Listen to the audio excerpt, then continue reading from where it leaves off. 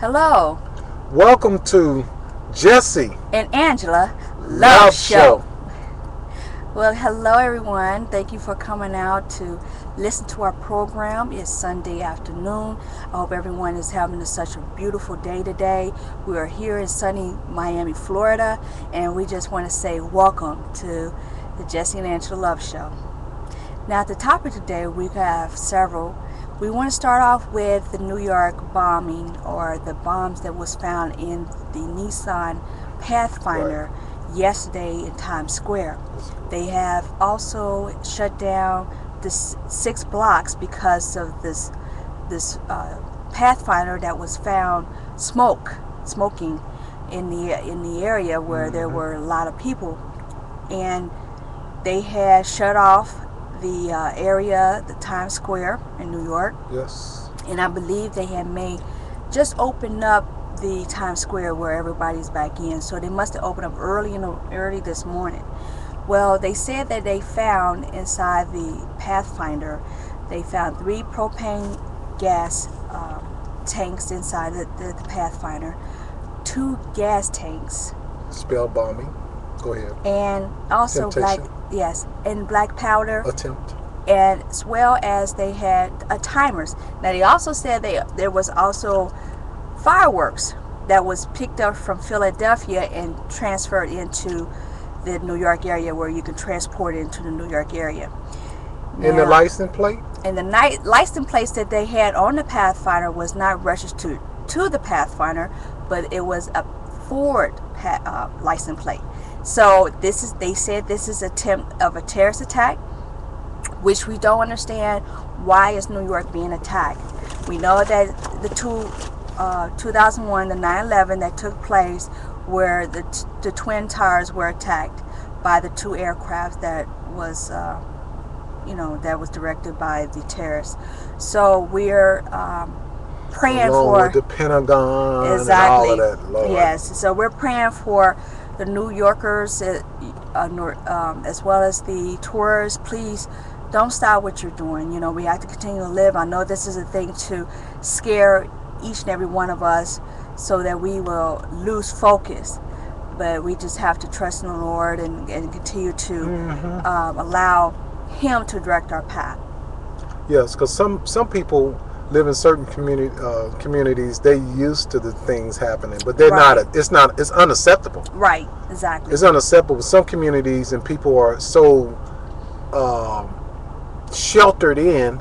When things happen, they think, "Oh, not in our neighborhood, not in our community, not in our country." Yes, in the United States, of course. In other countries, they used to these things happening, and they know how to deal with it probably a little better. Right. Or they just deal with it. Exactly.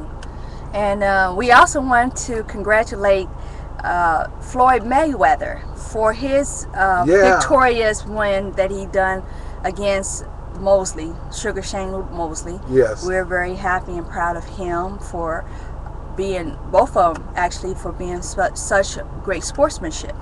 So we want to thank God that no one was hurt or no one was... he won all around. Yes. But he had a little problem up in 2. The second where, round, yes. Like I mentioned that Mosley, 39 knockouts. That's something to think about when you go in the ring with somebody like that. And 39 knockouts. And I was concerned a little bit. Yeah, we were not because he didn't have talent, because he, go ahead. Oh yeah, you're right. It's not that we were not concerned of his talent. We was just concerned if Mayweather was going to be able to deal with this undefeated knockout person who was Mosley. So, but we have to look at. He wasn't undefeated. He was, Well, I mean, he showed knockouts. He had 39 knockouts. That's what I'm saying. That's a lot of knockouts. So undefeated Mosley, you did say that right. I'm sorry. The 39 knockouts. Right. That's a lot of knockouts. A lot of knockouts. So therefore, anybody you can. Sure, Mayweather was in top shape, and Mosley seemed to be in good shape too.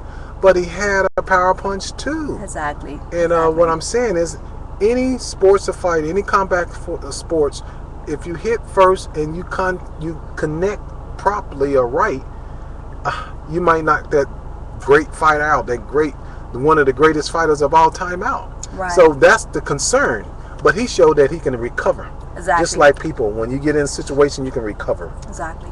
And also we wanted to touch on the Tonex subject. We happened to learn that Tonex, who is a gospel singer as well as a minister, preacher, he had said that he had came out of the closet saying that he is gay, and he is now being where he shows that he tried to schedule into the different churches are now canceling it because they don't want him to be a bad influence upon the members of the congregation. Now, mind you, there are people that may be inside the church. Of these people who are canceling it, have members of the that are homosexual as well. But knowingly, I understand the reason that the ministers are doing it is because they do not condone it, as well as the Lord doesn't condone homosexuality. But you can change. But it's always that the Lord doesn't condone it, not the ministers. Right, right. But I understand, because first the Lord doesn't. Right. And see, that's where the people of the same sex, or people that like to have sexual intercourse with the same sex, male or female, has to understand. It's biblically written. It's biblically written that it shouldn't happen. Exactly. So that's the topic that we're getting ready to go into. Should we have same-sex intercourse? And that's the question that all as humans, as humans, exactly, should be asking, especially before the Lord. Now, you know He doesn't condone it.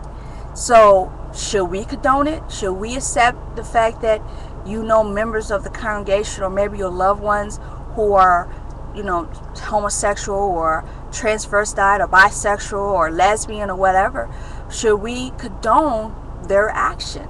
Let's read in the book of Genesis. I mean, in the book of Leviticus too. We're going to touch in the book of Genesis. Exactly. You'll see the example. I almost choked this chewing gum. I almost went down my throat. That's why you don't want to talk and chew at the same time, I guess. Woo! Anyway, Leviticus, the 18th chapter, verse 27. I figured people, and I know Tone probably look, oh, he's going to go there. He knows all the scriptures for sure. He came from what I believe and I read was the apostolic faith. He was a married man one time. I think his dad passed away. A lot of things come upon you and make you, not cause you to have sexual. It blows up. It makes you come out. Right. It makes people come out. Exactly. And say, look, this is what I am, and this is what I want to be. Okay, but Leviticus, the 18th chapter, the verse 27 says, and I had to check it. Let me hold up. That's not where I wanted to go here. Now, how did that happen? Well, what verse is it? Go ahead, talk. Go ahead. Anyway, I'll check it. As he is looking for the scripture at this moment, we're going to continue on to speak about the reason why the Lord was very upset, because if we go back in Genesis and we see in chapter 12 through the 13th and the 14th, you will see the chapter 13 and 14, you will see why things took place, why the Lord was very upset, because we're starting off with Abram, who were with his father. He was 75 years old.